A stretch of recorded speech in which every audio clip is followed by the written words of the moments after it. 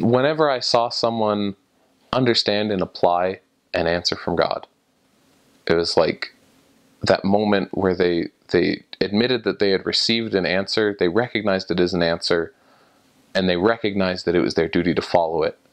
Because from then on, you could just tell that their life was going in an upward motion. So I think, I mean, I don't know if it's any one experience, but just seeing people make that decision to change their lives was probably the most special thing in the world. Let's see, I've said it, millions of missionaries have said it. It's very easy to say, to tell people that their family can be salad forever. It's just, you know, it's very easy to mix up the two words. And there were times when the rain just kind of fell and fell and fell and fell, and all of the road was a lake. And you either could try and dodge around it or step in the shallow parts or just walk through it. And I ended up just walking through it because there was, you know, there's nothing else you can do if you're caught in a torrent. You just get wet and you keep going. Pig intestine. It's a delicacy in the Northeast, and my companion begged one of the members to make it for us.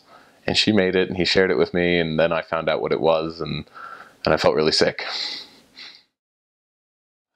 I had a lot of these, but I was on a bus going home at night, and a lady on the bus, it was packed, you know, as all the buses are. A lady on the bus accused the man next to her of improperly touching her, and it got to the point where she pulled a fork out of her purse and started trying to stab him, and they stopped the bus, and like 7 guys ran out with him and just like started beating him up outside. I was completely unprepared for it. Probably the value of consecration. Probably the necessity of giving our lives to God.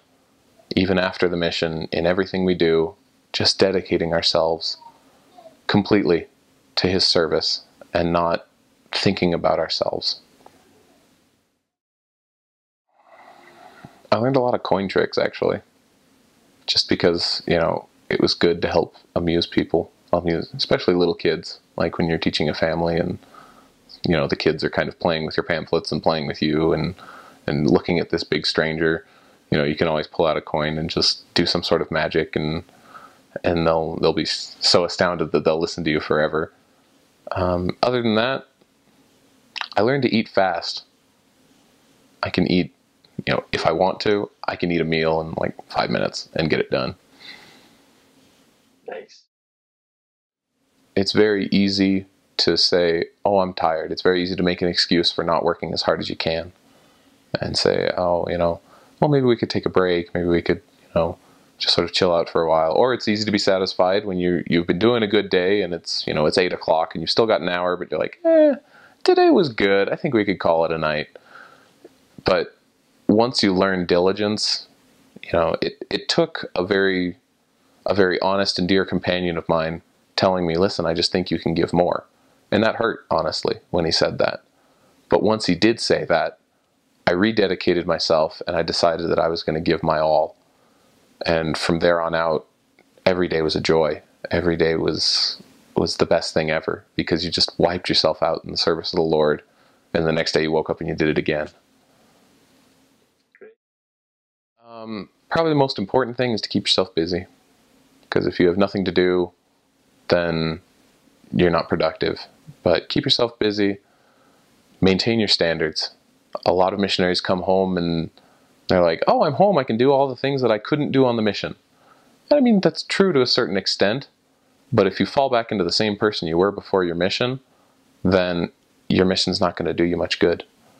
I mean, the mission is about the people you serve, but at the same time, it's about your own conversion. So keeping yourself busy, maintaining your standards, and knowing that you can make mistakes. You know, every missionary wants to be perfect when he gets home. And if he makes a mistake in something, he feels terrible. He or she, I should say. Missionaries, you know, in general, you feel terrible because you've been on such a high level for 2 years, and then you come back and you do something stupid and you're like, oh my gosh, I can't believe I did that. But it's okay. It's very normal. And, you know, repentance applies to you just as much as it applied to your investigators. just as much as it applied to you before the mission. There's no reason not to be happy.